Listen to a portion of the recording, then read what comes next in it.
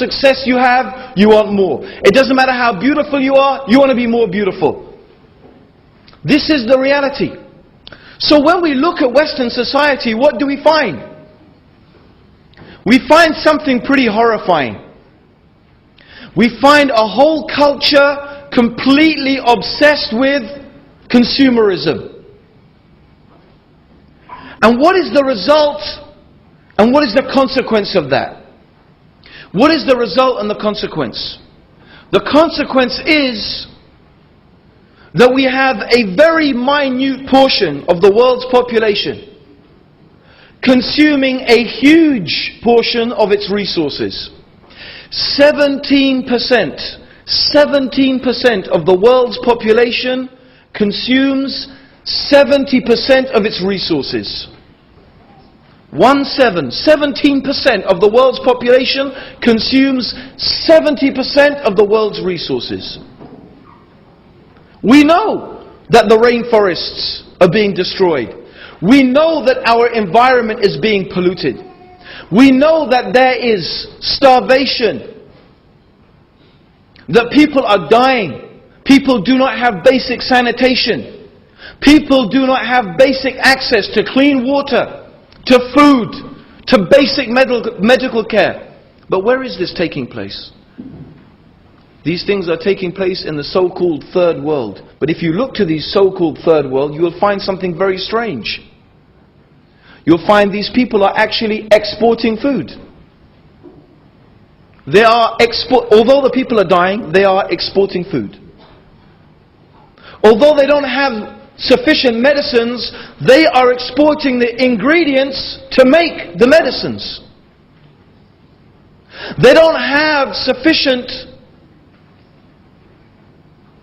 resources to clothe themselves. The people do not even have clothes, yet they are making clothes for other people.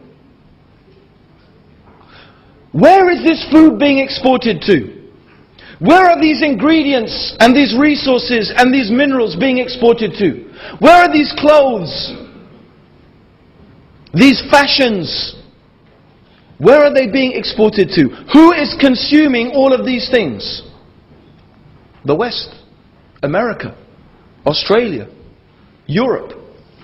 That small percentage of the world's population controlling, consuming and exploiting the resources of the world. Why? Because of a way of life, the Coca-Cola culture that teaches you that the way to enjoy your life is by following your passions and your desires and satisfying your base animalistic instincts. This is the reality.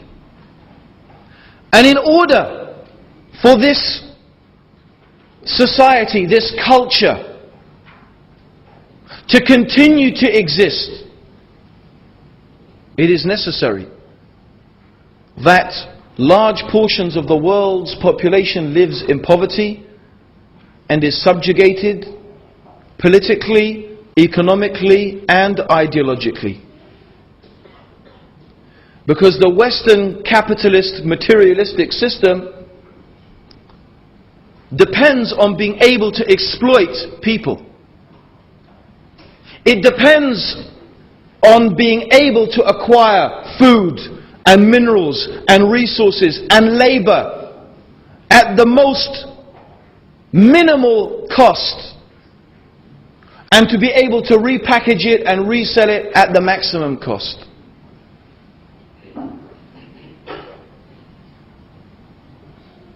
This is the reality of the Coca-Cola culture. This is the reality of the materialistic philosophy that is now dominating the world in which we live. And the reality is that the Western world will stop ultimately at nothing. Wars, instigating wars, inventing wars,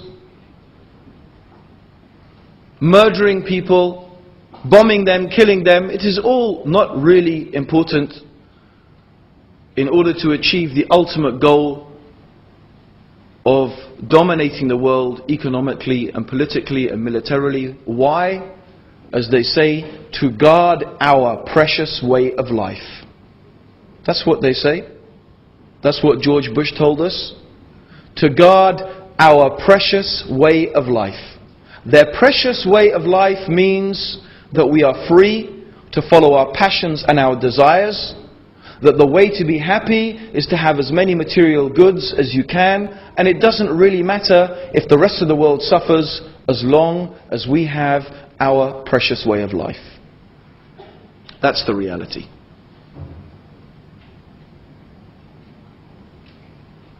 So what has this got to do with the Muslims? Why therefore do we choose this title, the Coca-Cola Muslim Generation? What is taking place here, of course, is a war, a conflict. Not a conflict, mind you, necessarily of arms and weapons, but it is an ideological conflict. It is a war of ideologies. It is a war of worldviews. It is a war, a battle concerning what is the nature of the human being. What is the purpose of life? Why are we here? And what is the reason for our existence? And what is the means for the human being to achieve true success and true happiness? This is the war, this is the conflict that is taking place.